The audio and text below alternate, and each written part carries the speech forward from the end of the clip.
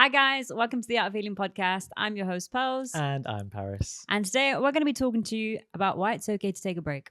Coming from the horse's mouth itself, to be honest with this one. Ex-workaholics here, so we have lots of authority on this topic. If you need a place to get some advice about this topic, it is right here in the Art of Healing studio. But yeah, I think we don't, the tagline, the reality or the realization is we don't rest enough. None of us rest. What does it, His battery ran out, so we'll be back in 1 second because they're rechargeable.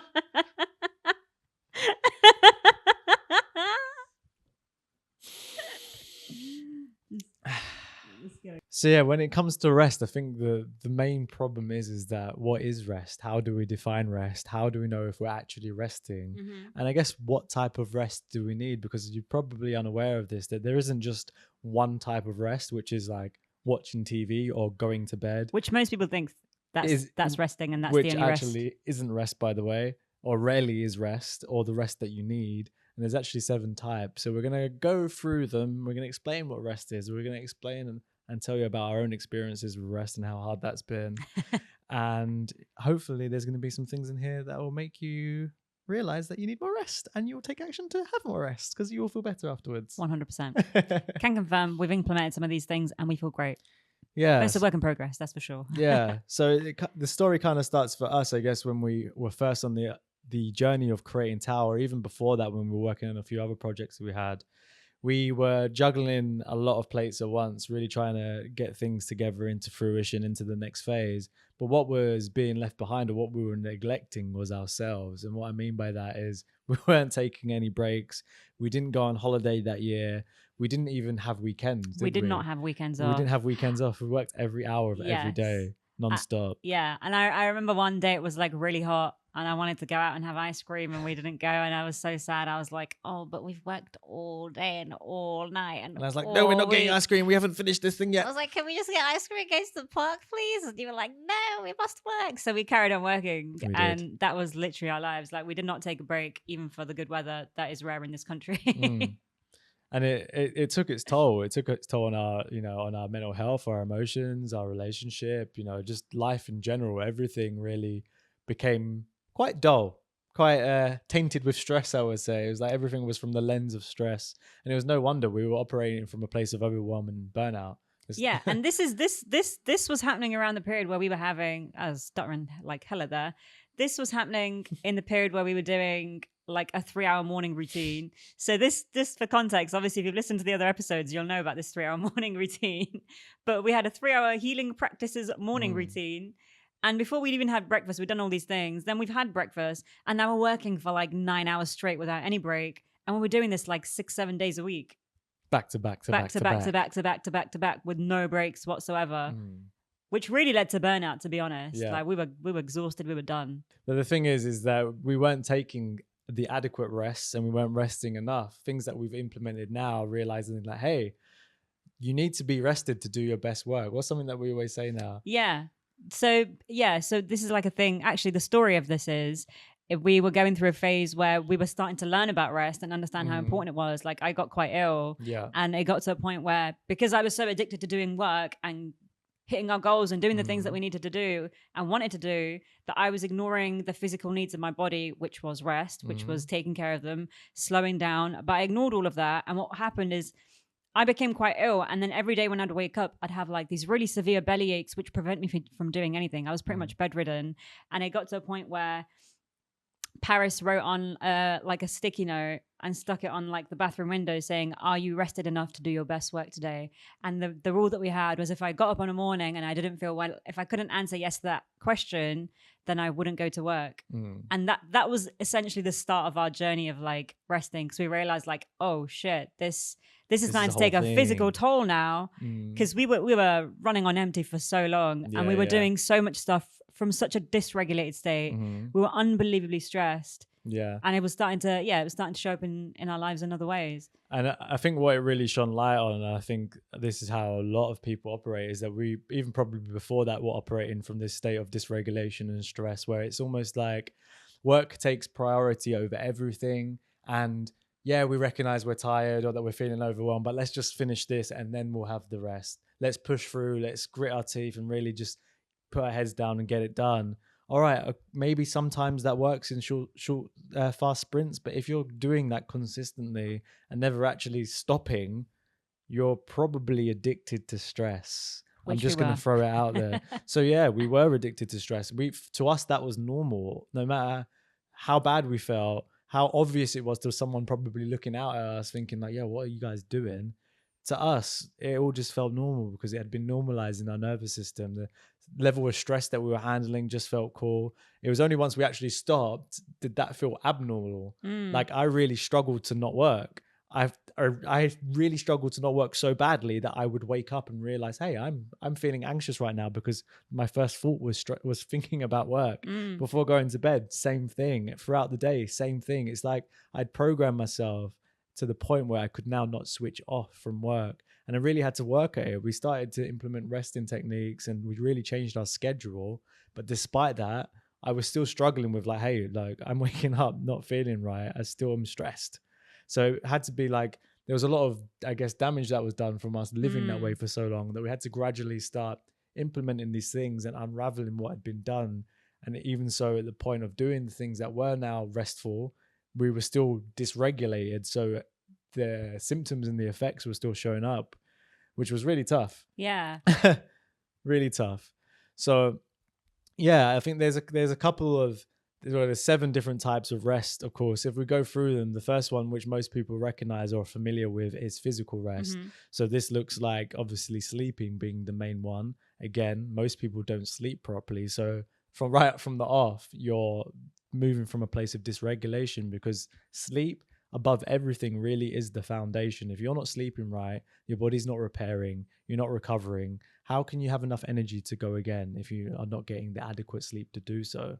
Yeah. And if your body's not repairing and recovering, then that's adding more stress to your already existing stress. So you've got stress on stress. So it's like stress squared, basically. Yeah. And we talk about physical just being, okay, I just need to relax and maybe sleep, lay down, have a nap, this sort of thing. But there is actually a term called active recovery, which is more doing stuff, but still not strenuous. So this could look like going for a walk in nature, yoga, for example, light stretching, breath work, light stretching, all these sort of things where your heart rate slightly elevates, but not to the amount where you're going to start sweating or breathing heavier. This is active recovery. This is an awesome place to actually get rest done as well. So from that stage, look at your life. Are you getting enough sleep? And where in your life are you slowing down to the point where you could class what you're doing as active recovery? And before you ask, sitting in front of the TV is not active recovery. This is avoidance.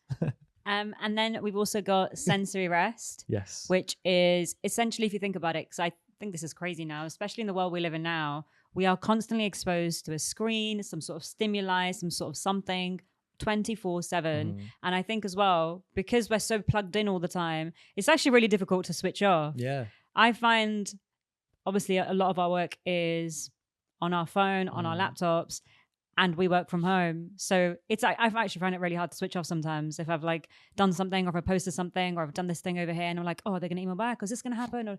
And it's really difficult to. So I think sensory rest essentially is the importance of removing screen time, removing your exposure to external stimuli, anything that could make it difficult for you to switch off and just like relax. A great way to do this is actually spend some time in nature. Yeah.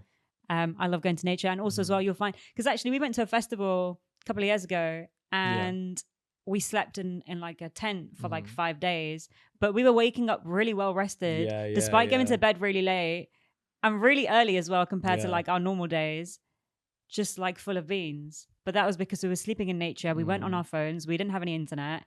We weren't plugged into anything. And we had complete rest from the external stimuli. Because the sensory overload is not just visual, okay, looking at TVs, phones, it's also auditory, auditory, is that a word? Audio, auditory. Auditory? Auditory, I think so. It's also auditory. So, what can you hear? Traffic going past, conversations you're having with people. Of course, it can even be the environment, the things you're touching.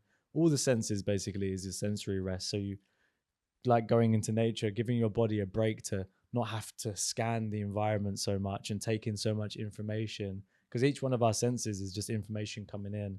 So if you're overloading that, eventually the body gets overwhelmed. So Pro tip for that one is, are you spending time in nature? Are you spending time having a digital detox? These sort of things. And then we have mental rest. This is the type of rest that we neglected to take when we were overworking ourselves, because we were using all our brain powers to work and figure out problems. The problem with doing that is your brain only has so much capacity to do this in one day and for prolonged periods of time. So what happened is it just fueled and added to the burnout, of course. So if you want to take mental breaks, this looks like throughout your day, taking adequate breaks where you're not doing anything thinking wise, or if you are thinking, it's very lighthearted. It's nothing that involves problem solving or coming up with ideas, that sort of thing. And then if you want to go a step further, highly recommend you start doing things like meditation or mindfulness. These things will help you have those little breaks within your day, at the start, beginning, middle, wherever it is that you choose to do these practices, but it's going to help you to balance out and get the rest that you need. This is how you take mental breaks. And then we've also got emotional rest. So emotional rest is essentially where you are removing yourself from emotionally draining situations. Because I know all of us sometimes can't help but be in these situations, especially if you can't control things like your work environment, for example. You can't help the emotional drainage that comes with going to work and working with some people. So emotional rest is important. Removing yourself from those situations and from those people, and also finding space to be comfortable and feeling your own emotions fully. Because when we don't feel our emotions, we're suppressing it, which is essentially causing stress on the body. So the only way to overcome this is to actually have a place where it's safe enough for you to do that and actually feel your emotions fully, and also remove yourself from emotionally draining places. Because for those of you that know, it is, or have experienced it, you'll know what it's like when you meet an energy vampire and they suck the life out of you, and then what it's like to not be around them. You know the difference? So that's what we're talking about. That's it. So then moving on to creative rest, which is the next one. This can look like what we mentioned before, something like going in nature, but also, like the name suggests, bringing a bit of creativity into your life. So listening to music, dancing, two of our favorite things to do, and also our third favorite thing to do, all things that we actually do now. Me even more so, because it's something that Pearl's brought into my life. Before, I did not do much art before meeting her. Now we do art all the time. If you're watching on YouTube, you can see the art. So yeah, we, bring more stuff into your life where you are allowed to creatively express, and you're thinking like, oh, but how is that resting? Well, by engaging in these creative activities, you're actually allowing your body to relax and becoming present. In the act of becoming present, this is where you come out of what? The stress response, the sympathetic, into the parasympathetic, the rest and digest. And as you know, because you've been listening, this is where the magic happens. So whatever that looks like to you, go for a walk in nature, find something that you can be creative with, try and bring something into your life that you do this at least once a week. Honestly, the more you do it, the better, but aim for once a week if that sounds like a lot, and go from there. And if you're someone who, like, for example, isn't able to dance or move around as much, or potentially, you're not feeling as inspired to listen to music for whatever reason, something that I would recommend that is very low impact and very low energy, that still ticks this box, is finding an adult coloring book and getting some coloring pencils and doing it. And honestly, it will relax your brain in a way that you didn't know you needed. So try that as well. There you go. And then we've also got social rest. So social rest is essentially where you are removing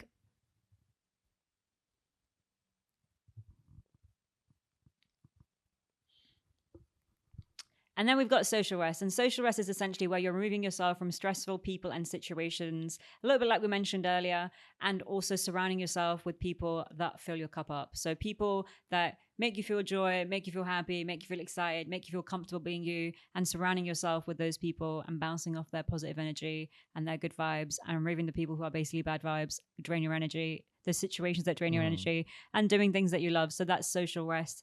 Because sometimes, we think, hey, I don't feel like seeing anyone today. That is also social rest. If you don't feel like seeing anyone, that's cool. Don't do it. But if you feel like, hey, actually, I want to charge my battery up a different way, definitely recommend calling up your friends, hanging out with some people, and filling up your cup. It's a big shout. This is something that I didn't realize was an issue for me. But when I spend time with people for a prolonged period of time, it would drain me, even if they were people that, I loved and adored. Just the act of being around people for too long without giving myself some space really was a lot for me. And now I realize that I have to give myself alone time to be able to fill back up my own cup, so then I can go out in the world and be the social butterfly that I am. But without doing so, I become very like, just unresponsive, let's say. Can confirm, I've seen this in your life. Yeah. So sometimes, you know, with us, like we'll be talking and I'll just be like, yo, like I'm done. I've run out of battery. Yeah, like please, I'm done. And it's not like I don't love her, I don't want to listen to her. I'm just I can't. It's not there anymore. You just have to be honest with yourself in these situations as well. And then, again, this brings us back to the people pleasing thing. Again, choosing you and choosing what you need, as opposed to just doing the thing that you think you're supposed to do to make the other person happy. Because in the long term, you choosing you is you choosing us. Because if you're fully charged, then you're able to give more and give better. But if you're running from empty, then I'm just getting grumpy, you know? No one needs grumpy. Definitely not. And this is something, again, that I had to learn coming from an ex-people pleaser, chronic people pleaser, let's call it. I used to always say yes to other people. I used to always be out. I used to always be socializing. I used to always be busy. Partly probably because I'm running away from my own emotions, but the other part because I just failed to say yes to me. And in doing so, I would wonder, oh, why am I so tired now? Why am I so drained all the time? Why do I feel so agitated and annoyed, even though nothing has happened? Oh, it's because not filling up my own cup. And then we've also got spiritual rest, which is essentially engaging in prayer, in meditation, in religious activities, or something community that is essentially giving you a purpose of something that is greater than you. So whether that looks like going to your local community center and helping out, or feeding the homeless, or actually just engage, like doing some meditation or some chanting or reading a religious book, that's essentially what is in the realm of spiritual rest. Doing something that makes you feel like life is larger than you. Oh, I like that. I like that. That's good. So yeah, you're probably thinking, well, that's a lot of different ways that I've got to rest. 7 ways. I thought there was just one. How do I do it all? One, it's a practice. This is something that, you know, now that you're aware of and you've been made aware of all the different types that there are, you can start bringing these things into your life and feeling into which fills up your cup, what doesn't, what you need more of and what you don't need as much as. Because for example, if you're someone that works from home that doesn't actually spend a lot of time with people, then your social rest is going to look very different to, like, say, our social rest, of people that are doing a lot of stuff with other people all the time. And also, you know, it is very easy to say, but the truth is it's how you feel. Once you start paying attention to how you feel, you will learn what you need. But the reason that you don't know what you need is because you're probably not paying attention to what you need, or that you weren't even aware of the things that you needed. So again, now that you know, you have some idea of where you can go back and ask yourself, where are my needs not being met? What do I need more to rest? Where do I need to chill a bit more? What do I need to do to fill up my own cup?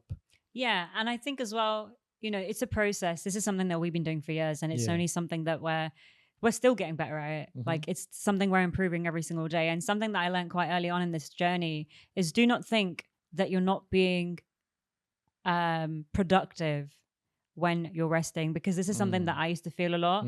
I think potentially you did as well. 100%. That if we had rest, we felt like a little bit guilty for not being productive. But let me tell you, in that period when we first started to understand rest, that question that we had up on our wall, in our window, that question that we had up on our mirror, the number one thing that I learned from that, doing that exercise, was the days that I said no and I rested, if on the days that I ignored it and I, say for example, did the work, I didn't get that much work done because I was like dragging my feet. It was really hard to do anything. But the days that I felt rested, or the days that I took rest and then decided to work, I did much more work in the space of 2 hours because I was rested than I did in like 6 days of not being rested, if that makes sense. So yeah, always listen to your body, because and also as well, you don't have to be productive all the time. Rest is still productive. Yep. And that's something that is like difficult to accept and understand if you're a chronic workaholic. Chronic workaholic? Is that term? Chronic workaholic. It sounds funny to say.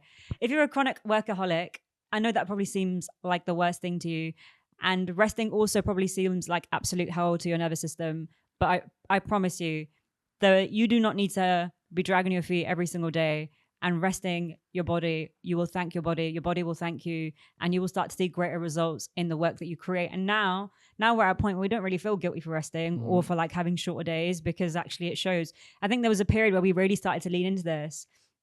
And we realized we were getting so much work done. We'd done more work in like 1 month than we had in like 6 Yeah. months. Yeah, And it's true. because for 6 months we didn't have any breaks. We didn't take any Yeah. time off. We didn't stop. We just were like, Mhm. go, go, go, go. But what happens is your brain and your body do not have the capacity to be on go 24/7 non-stop. Yeah, okay, like Mhm. you said, maybe in short sprints, but for a prolonged period of time, absolutely Bad not. idea. Exactly. Bad idea. So, And yeah. you've got to break down a bit of the science to it. If you're moving from ease or if you're moving from stress, what's the difference? Well, if you're moving from stress, aka you're in the stress response, your body isn't functioning properly. That means you're not getting enough oxygen and energy to your brain to think straight. Your body's too focused on keeping you alive. So if you're doing work just from the brain alone, let's not go into the other organs and all the other functions in the brain or in the body. If your brain's not working properly, how do you expect to do your best work when your brain's too busy scanning its environment for perceived threats? Exactly. And you're wondering why it's taking you 12 hours to do this one task.